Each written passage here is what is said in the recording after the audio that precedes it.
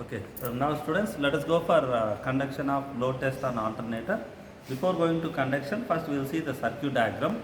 The circuit diagram, you can see it here. This is the circuit diagram for inductive load, where this is the prime mover circuit, and this is the alternator circuit, and this one is a excitation circuit for alternator. So in order to run this alternator, we need to have a prime mover, and here in the lab we are going to take DC shunt motor as the prime mover.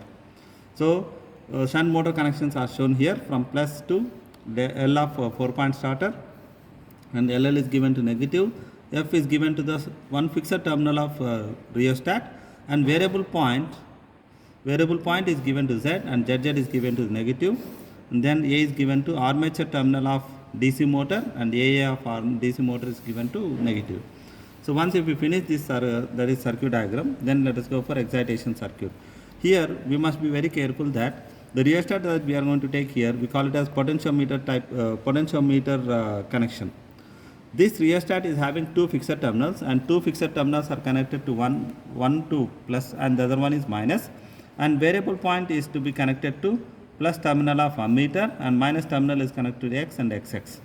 So like that, this potentiometer connection should be, the variable point should be at its maximum, because initially zero field current is to be flowing through this one. Therefore, when zero field current is given, field current is zero means flux will be zero and no induced EMF in the alternator. Hence, we need to go for always maximum point in the case of rheostat of this connection, whereas in this case the field rheostat should be in minimum position, because when we say that in minimum position, no resistance is included. When no resistance is included, only minimum current flows. And when resistance, if you go on increase, what happens? Flux, the field current will be still reduced. And when flux is reduced, field current is reduced, means flux is reduced. It does mean that speed of this will be at its high value. That means it will be very high in the beginning. So in order to make it run at below rated speed, this field rheostat should be at its minimum position.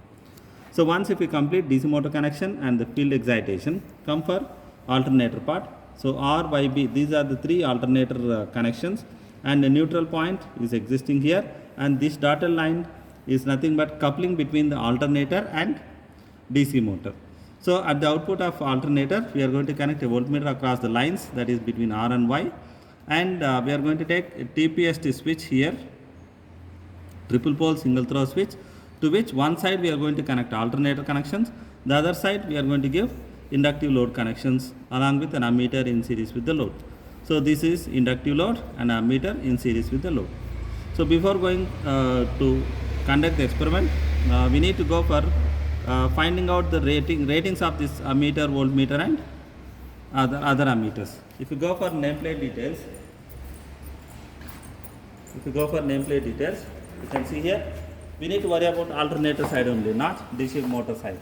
Alternator side, if you see 3 kVA, voltage rating is 3 kVA means capacity of this alternator, and voltage rating is 415, and current rating of this one is 4.2 amperes, and the rated speed of alternator is 1500. Apart from this, even if you see from the excitation circuit of this alternator, you can see field excitation is also more important for us, where you can see that is equal to 1.1. So excitation amps is nothing but 1.1, and its voltage is 220 volts. So maximum current that can be allowed for through the field winding of alternator is 1.1 ampere. So once if we are thorough with the readings, then we need to go for deciding the range of ammeters. So an ammeter which is connected in the field circuit is, let us take it as IF, and its range should be 0 to 2 amperes, because just now we have seen maximum field current rating is 1.1, hence the range of this ammeter should be 0 to 2 amperes. Type of meter is MC. Now, since voltage is connected across R and Y, therefore we are going to get line voltage, then that range is, and the maximum voltage that it can generate is 415 volts. Therefore, the range of this voltmeter should be 0 to 600 volts. And the type of instrument, since it generates AC, therefore we need to go for moving iron type of instrument. Also, we have seen rating of this current rating of this alternator is 4.2 amperes. Therefore, the range of this one should be 0 to 5 amperes, and of course MI.